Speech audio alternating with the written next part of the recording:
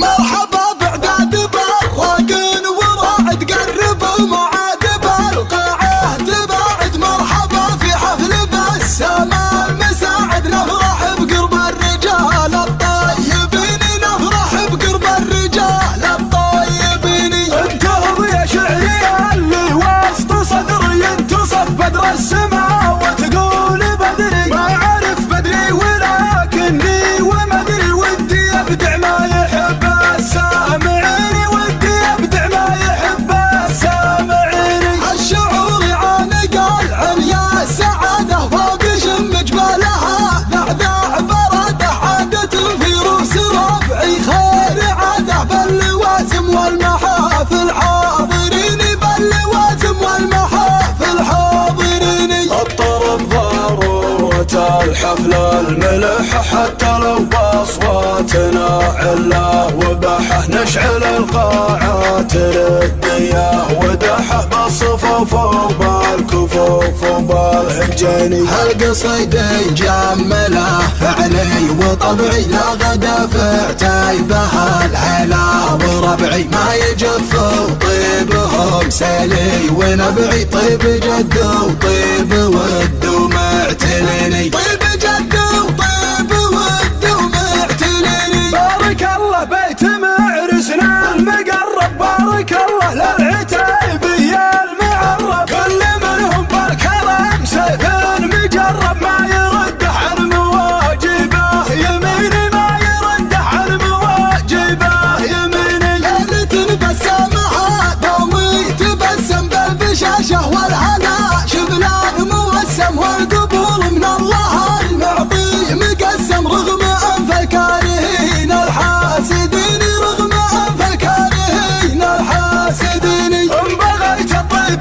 بالوقفات طيب للصديق وللبعيد وللقريب مثل بالسما حمال صيب وإن بغيته بالشجاعة خذ يميني وإن بغيته بالشجاعة خذ يميني. النيابة عن لو يسمح دقيقة قلت يا الله حيهم بين الخليقة من صديق شاف بالصدفة صديقه من بعد غيبته وظروف السنين. بالختام استودع الله ختماتكم والتحية الطيبة مني لفاتكم صادق الدعوات من قلبي وجاتكم والسلام ختامه المسك الثميني. مرحبا بعداد براقين وراعد قربوا معاد بالقاعة تباعد مرحبا في حفل بالسما المساعد نفرح بقرب الرجال الطيبين نفرح بقرب الرجال الطيبين. انتهض يا شعري اللي وسط صدري انتصف بدر السما وتقول بدري ما عرف بدري ولكني ومدري ودي ابدع ما يحب السامعين ودي ابدع ما يحب السامعين.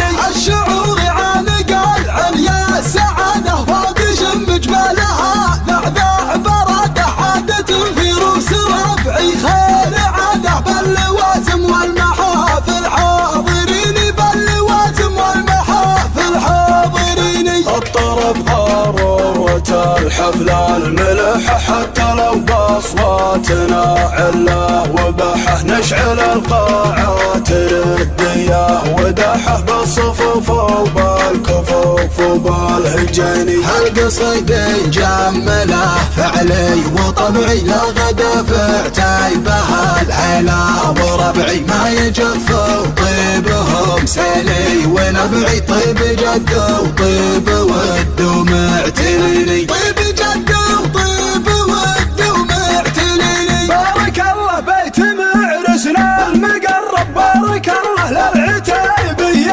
المعرب كل منهم بالكرم سيف مجرب ما يرد عن مواجبه يميني ما يرد عن مواجبه يميني. ليلة بسامها دومي تبسم بالبشاشة والهنا شبلان موسم والقبول من الله